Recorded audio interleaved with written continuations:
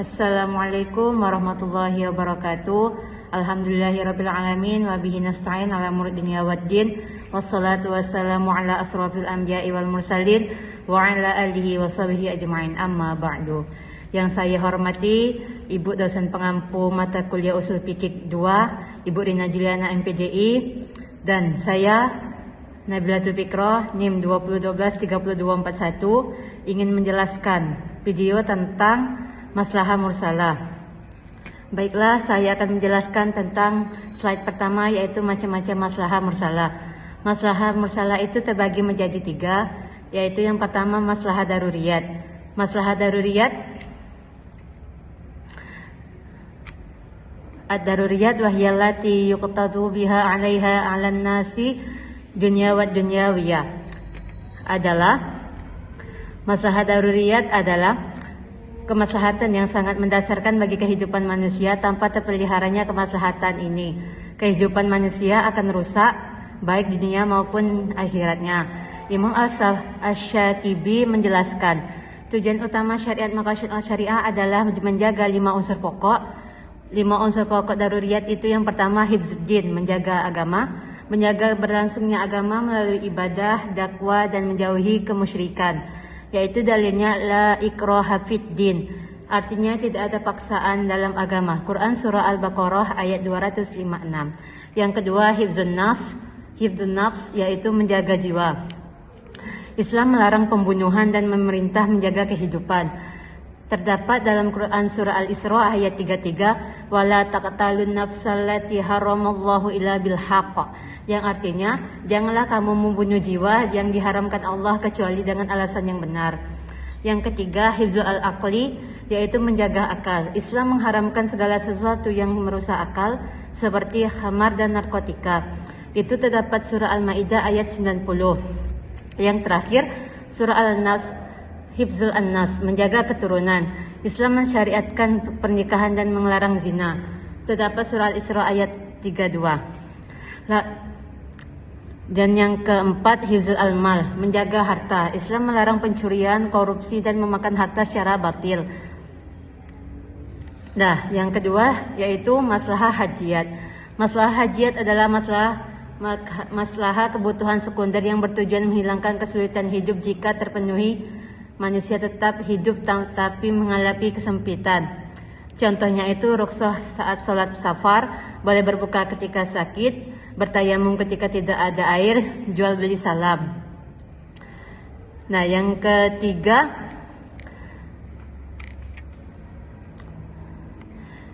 itu maslahat tahsiniyat. Tahsiniyat wahyal muksluhalati yuqsadu biha akhzu bimajalisin adati wal muqarrimi akhlaki. Artinya maslahat tahsiniyat adalah kemaslahatan yang bertujuan menyempurnakan akhlak, adab, dan imannya.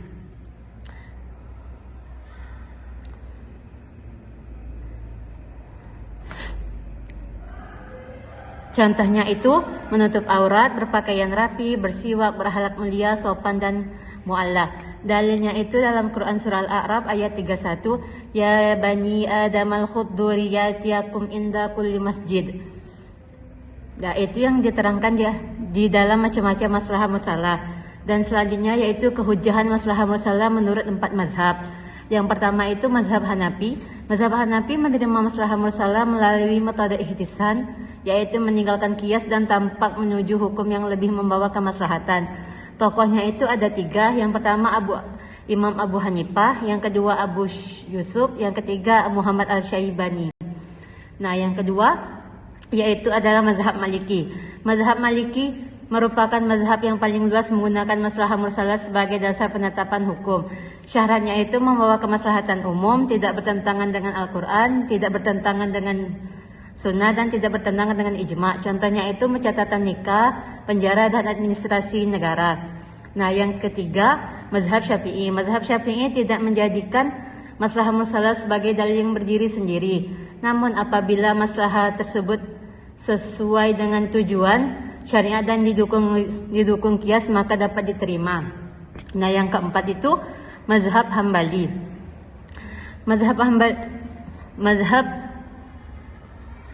Mazhab Hambali menerima maslahah mursalah apabila benar-benar mendatangkan manfaat umum dan tidak bertentangan dengan nas syariat. Nah, yang terakhir yaitu analisis penulis. Menurut analisis penulis saya, maslahah mursalah merupakan metode ijtihad yang sangat relevan di era modern. Banyak persoalan baru yang tidak dijelaskan secara eksplisit dalam Al-Quran maupun hadis seperti transaksi digital, pencatatan pernikahan, vaksinasi, perlindungan data pribadi, hukum fintech, dan administrasi negara. Semua dapat diputuskan menggunakan pendekatan maslahah mursalah dalam memenuhi maqasid syariah. Terus, terdapat dalam Quran surah Al-Baqarah ayat 185.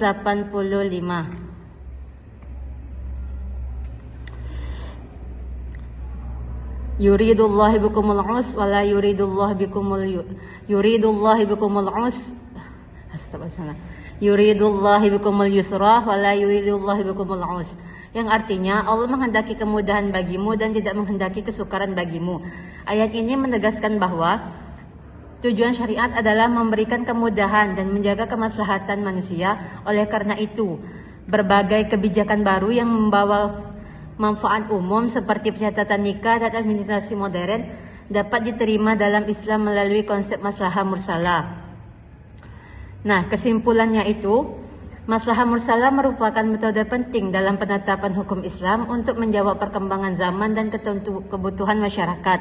Prinsip ini menunjukkan bahwa syariat Islam lebih fleksibel dan sangat mengutamakan kemaslahatan umat selama tidak bertentangan dengan Al-Quran dan Sunnah. Cukup sekian video yang dapat saya jelaskan. Apabila ada kekurangan saya mohon maaf. Saya akhiri, wabillahi taufiq wal hidayah. Wassalamualaikum warahmatullahi wabarakatuh.